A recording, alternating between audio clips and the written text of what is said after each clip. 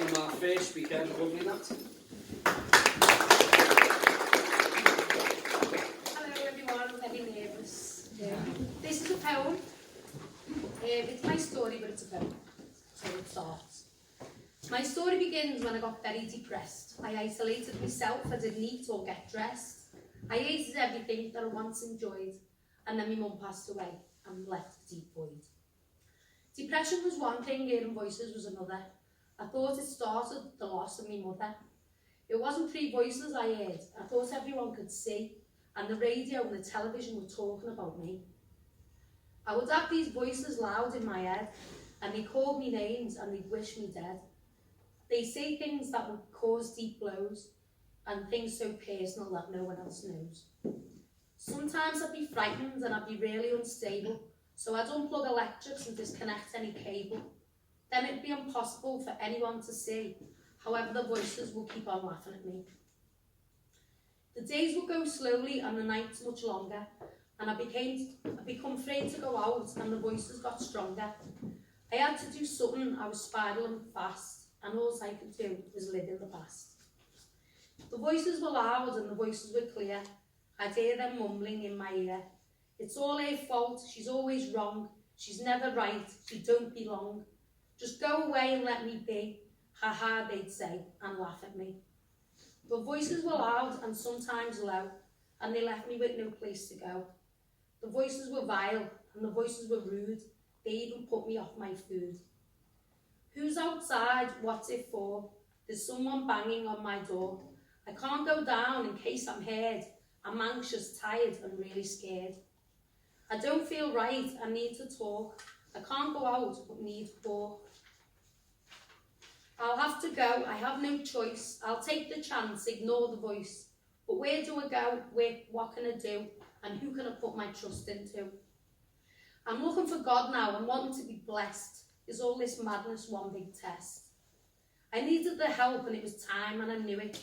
I wasn't quite sure I was going to get through it.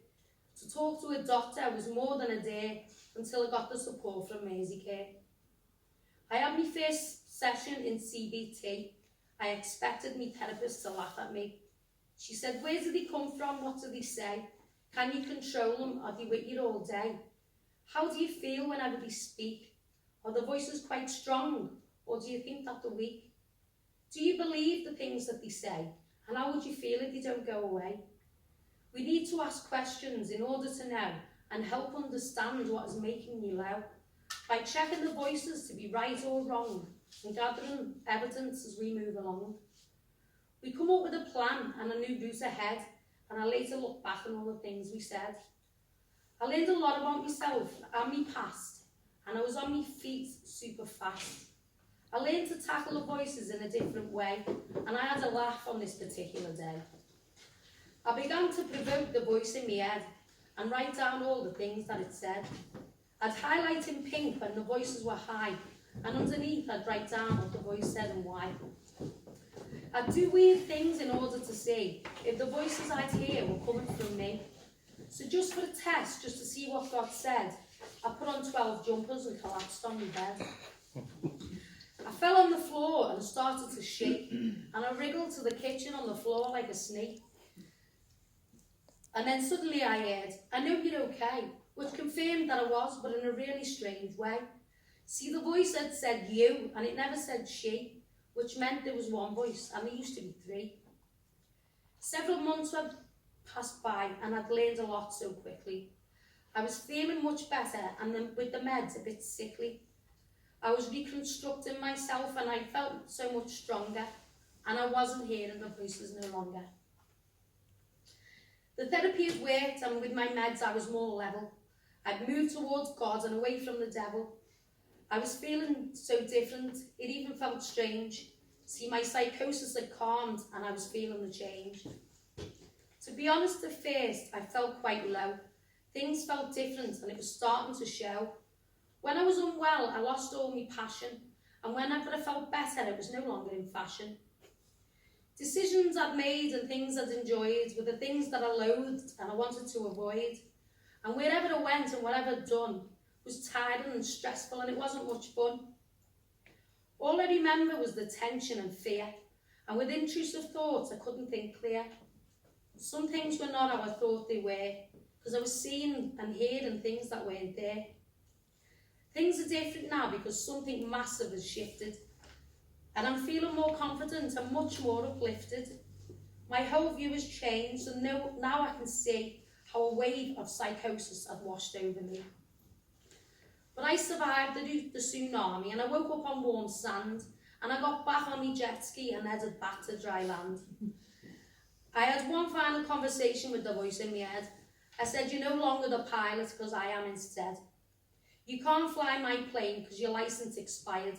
So step off my aircraft, you're not needed, you're fired." Cabin crew ready, safety checks underway. Air traffic control confirmed no delay. I finally took off and I was up in the sky, and I thought of the voice and how it didn't reply. It clearly understood that it was under restriction, because I meant what I said and I'd spoke with conviction. I'm now the captain and I love my new role, with Kai as my co-pilot to maintain control. Recovery is a journey, a long-distance flight, with one destination to a lifestyle that's right. I started to visit the life rooms and a gallery as well. I was very raw, but no one could tell. With Kai and Tracy, I got better and better, so whenever I could, I wrote them a letter. Just to say thank you, and I've not only recovered, but how writing poetry was a gift I discovered, and how it helped me to express and portray the way I felt in a personal way. A year had gone by, and I was much more than better, and with reluctance, I wrote Tracy one final letter.